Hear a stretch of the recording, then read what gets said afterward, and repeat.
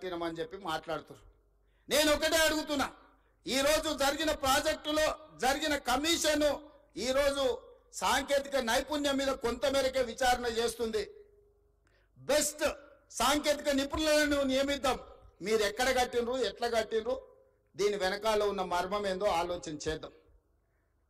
ఈ గత 10 ఏళ్లలో జరిగిన నిర్మాణాలు మీరు ఏదైనా తీసుకోండి, మీ ఊర్లో కట్టిన చెక్ డ్యాములు తీసుకోండి, మీ ఊర్లో వేసిన రోడ్లను తీసుకోండి, మీ పల్లెల్లో కట్టిన డబుల్ బెడ్రూమ్ ఇళ్లను తీసుకోండి, లేకపోతే చిన్న చిన్న గ్రామ పంచాయతీ కార్యాలయాలు నిర్మిస్తే కూడా గత 10 ఏళ్లలో ఏం పనులు చేసిరో మీరు ఒక్కసారి చూడండి. నేను ఎందుకు ఈ మాట చెప్తున్నంటే 100 సంవత్సరాల అనుభవం ఒక పక్కన ఉంటే 10 సంవత్సరాల దుర్మార్గమైన ఇంకొక అనుభవం ఇంకొక పక్కన ఉంది. అందుకే ఈరోజు మీరు ఆలోచన చేయండి.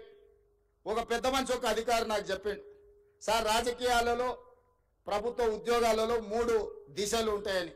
3 దశలు ఏంటివి అంటే, చేరినప్పుడేమో గరం ఉంటారంట, కొంత దూరం పోయినాక నరం అవుతారంట, చివరికి వచ్చేవరకల్లా బేసరం అవుతారంట. దయచేసి చేరినప్పుడు ఏ గరంతో ఉన్నారో మీరు ఉద్యోగ పదవీ విరమణ చేసే వరకు అదే గరంతో ఉండండి, తెలంగాణను నిర్మించండి. ఏ సూక్తి అయితే ఉన్నదో మొదట్లో గరం, తర్వాత నరం, మూడోసారికి వచ్చేవరకల్లా బేసరం అనే ఏదైతే ఉందో నానుడి, ఈ నానుడి నాకు మీకు మాత్రం ఎట్టి పరిస్థితుల్లో వర్తించకుండా ఉండాలి. మనం ప్రజలు అత్యంత విశ్వాసంతో మనకు అవకాశం ఇచ్చారు. ఆ విశ్వాసాన్ని నిలబెట్టుకోవాల్సిన బాధ్యత మన అందరి మీద ఉన్నది. ఇవాళ నేను ముఖ్యంగా 1-2 విషయాలు గుర్తు చేయదలుచుకున్నా, మీరు ఆలోచన చేయండి. గతంలో ఎన్నికలు జరిగినాయి. 2019 ఎన్నికల తర్వాత ఫలితాలు ప్రజలు పార్లమెంట్లో ఇచ్చారు. వినోద్ కుమార్ గారిని ఓడించారు, కల్వకుంట్ల కవిత గారిని ఓడించారు. 6 నెలలు తిరిగే లోపల ఒకరికి ఎమ్మెల్సీ ఇచ్చారు, ఒకరికి ప్లానింగ్ కమిషన్ వైస్ చైర్మన్ ఇచ్చారు. వాళ్ళ కుటుంబ సభ్యులకు ఉద్యోగం పోతే ప్రజలు తిరస్కరిస్తే, ప్రజలు తిరస్కరించింది కాబట్టి పక్కన పెట్టాలని ఆలోచన చేయకుండా ఎంబడే వాళ్ళ కుటుంబ సభ్యులకు నియామక పత్రాలు ఇచ్చింది. కానీ 2017లో నోటిఫికేషన్ ఇచ్చిన మీ ప్రిన్సిపల్స్ ఎందుకు నియామకం చేయలేదు? 2017లో నోటిఫికేషన్ ఇచ్చిన ఫిజికల్ ఎడ్యుకేషన్ టీచర్స్ ఎందుకు నియామకం చేయలేదు? తన కుటుంబానికి ఒక నీతి, మన కుటుంబాలకు ఇంకొక నీత. ఇదే ఆ కుటుంబం నీతి. ఇంతకంటే ఉదాహరణగా నేను చెప్పాల్సిన అవసరం లేదు. ప్రతివాడు ముసుగు తొడుక్కుంటాడు, కానీ ఓ సందర్భంలో ముసుగు తీస్తారు. లాలూ ప్రసాద్ గారు ఓ ఉపన్యాసంలో చెప్పిండు, ఊర్లో రజకుడి గాడిద మీద ఒక దుప్పటి, రాముల వారి బొమ్మ ఉన్న దుప్పటి ఉండేదంటే ఎప్పుడో మూటలు మోసే గాడిద. అది ఊర్లో ఎవరు చేనులో మేయడానికి పోయినా అక్కడ ఆ చేను వాళ్ళు కొట్టకపోను చూడంగానే దండం పెట్టేదని. గాడిద ఏమనుకున్నదంటే నాకు ఇంత గౌరవం ఉంది, ఈ మొత్తం ఏ గడ్డి అయినా మేయొచ్చు అని ఊరి మీద పడి తింటా ఉన్నది. ఓ రోజు ముళ్ళ చెట్ల నుంచి పోతుంటే ఆ పైన వేసిన బొంత మీద ఉన్న రాముడి బొమ్మ ఉన్న బొంత ఆ చెట్టుకు తగిలి అది బయటికి పోయింది. గాడిద చేనులో పోయి మెయ్యంగానే దుడ్డుకర్ర తీసుకొని కొడితే నడ్డి ఇరిగింది. ఎందుకు చెప్తున్నా అంటే, ఆయన కూడా తెలంగాణ ఉద్యమం అనే ఒక ముసుగు, రక్షణ కవచం కొంతకాలం ఉన్నది. ఆ తెలంగాణ ఉద్యమం కోసం మీరు అందరు చేతులెత్తి దండం పెట్టారు. అది వారి గొప్పతనం అని వారు అనుకుంటున్నారు. అది తెలంగాణ ఉద్యమం యొక్క గొప్పతనం, విద్యార్థిని నిరుద్యోగ యువకుల యొక్క త్యాగం. ఇవాళ ముసుగు తొలగింది కాబట్టి ముఖం జల్లక ఆయన ఎక్కడున్నాడో ఇక ఈ పిల్లలు రోడ్ల మీద పడి నోటుకొచ్చింది మాట్లాడుతారు. 10 ఏళ్లలో మీరు చేపట్టని నియామకాలు 10 నెలల లోపల ఈరోజు 60,000 ఉద్యోగ నియామకాలు. రేపు 9 తారీఖు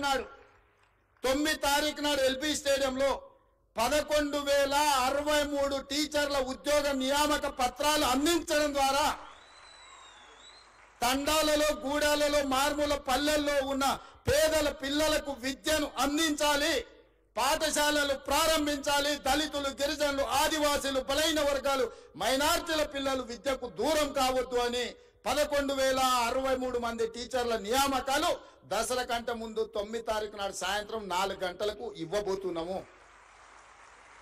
ఇది మా చిత్తశుద్ధి, ఇది మా బాధ్యత. నేను గొప్ప అనుకోవడం లేదు, ఇది బాధ్యత అనుకుంటున్నాను. ఎందుకంటే ఈ తెలంగాణ నిర్మాణంలో పిల్లలు చదువుకున్నప్పుడే ఇవాళ మీరైనా మేమైనా ఈ వేదిక మీద ఇక్కడికి రాగలిగినామంటే మనం చదువుకోవడం వల్ల, ప్రభుత్వ పాఠశాలల్లో టీచర్లు మనకు చదువులు చెప్పడం వల్ల. 90% ఇక్కడికి వచ్చిన వాళ్ళు గవర్నమెంట్ స్కూల్లో చదువుకున్న వాళ్ళే నాకు తెలిసినంత వరకు. ఇలా పాఠశాలలు మూసేస్తే ఏమవుతుంది తెలంగాణ రాష్ట్రం? ఒక్కసారి ఆలోచన చేయండి. ఒక్క రోజైనా బాధ్యతతో ఆలోచన చేసిండు ఆయన? ఒక్క రోజైనా అసెంబ్లీలో చర్చ జరిగిందా? ఈ ప్రభుత్వం వచ్చినాక తెలంగాణ అసెంబ్లీలో చర్చలు మీరు చూస్తున్నారు కదా, బాజాబ్తా చర్చ పెడుతున్నాం కదా, మాకేం దాపరికం ఉంది? ఇవాళ మీరు ఇంజనీర్లు చాలా వరకు మున్సిపల్ కార్పొరేషన్లో కూడా మీరు చేయబోతున్నారు. మీ చేతుల మీద ఒక అద్భుతం జరగబోతుంది. రీజనల్ రింగ్ రోడ్ 360 కిలోమీటర్ల రీజనల్ రింగ్ రోడ్ మీ చేతుల మీద నిర్మాణం కాబోతుంది. రేడియల్ రోడ్స్ మీ చేతుల మీద నిర్మాణం కాబోతున్నాయి. ఫ్యూచర్ సిటీ ఎయిర్పోర్ట్ కు కూతవేటు దూరంలో ఫ్యూచర్ సిటీ ఫార్మర్ సిటీ నిర్మాణం కాబోతుంది. మీ చేతుల మీద మూసీ రివర్ డెవలప్మెంట్ ఫ్రంట్ ఎవరు అడ్డం వచ్చినా నిర్మించి 55 కిలోమీటర్ల మూసీ రివర్ డెవలప్మెంట్ ఫ్రంట్ మీ చేతుల మీదుగా నిర్మించి ప్రపంచానికి ఆదర్శంగా నిలబెడతాం. లండన్ లో హడ్సన్ రివర్ ఉంటుంది, అదే లండన్ లో థేమ్ రివర్ ఉంటుంది, అమెరికాలో హడ్సన్ రివర్ ఉంటుంది, అదేవిధంగా గుజరాత్ లో మీకు సబర్మతి రివర్ ఫ్రంట్ ఉంటుంది. హైదరాబాద్ నగరానికి న్యాచురల్ గా ఉన్న మూసీ రివర్ ఎందుకు అభివృద్ధి చేసుకోవచ్చా అని నేను అడుగుతున్నా. ఇవాళ నేను మిమ్మల్ని అడుగుతున్నా, కృష్ణ, గోదావరి, యమున, గంగా, సరస్వతి అన్ని నదుల పేర్ల మీద మన ఆడబిడ్డలకు పేర్లు పెట్టుకుంటున్నాం. అవునా? మన ఇంట్లో ఆడబిడ్డ పుడితే కృష్ణానో, కావేరో, గోదావరో, సరస్వతో, గంగానో అని నదుల పేర్లు మన బిడ్డలకు పెట్టుకుంటున్నాం.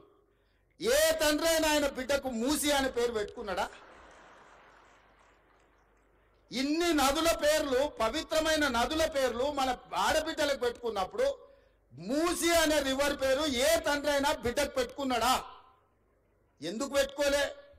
ఆ మూసి కంపు కొడుతుంది కాబట్టి, మూసి మురిగిపోయింది కాబట్టి, మూసిలో విషం చిమ్ముతున్నది కాబట్టి, ఆ విషము, ఆ కంపు, ఆ మురికి మా బిడ్డల పేర్లు పెట్టుకోవద్దని తల్లిదండ్రులు ఏదైతే అనుకుంటున్నారో ఆ మూసి మురికిని ప్రక్షాళన చేయాలనుకుంటున్నా నేను. ఆ మూసిని నిర్మాణం చేయాలనుకుంటున్నా నేను. ఎందుకు యమున, సరస్వతి, గంగా, కావేరి పేర్లు పెట్టుకున్నప్పుడు మూసి అనేందుకు మన బిడ్డలకు పెట్టుకోకూడదు? ఆ మూసిని అద్భుతంగా నిర్మించినప్పుడు తప్పకుండా తల్లిదండ్రులు వాళ్ళ బిడ్డల పేర్లు మూసి అని పెట్టుకుంటారు. అంత అద్భుతమైన నిర్మాణం మనం చేసుకుందాం. నిర్మాణ క్రమంలో మల్లన్న సాగర్లో 14 ఊర్లను ఖాళీ చేసి 60,000 ఎకరాలు మల్లన్న సాగర్లో ల్యాండ్ ఎక్విజిషన్ జరగలేదా?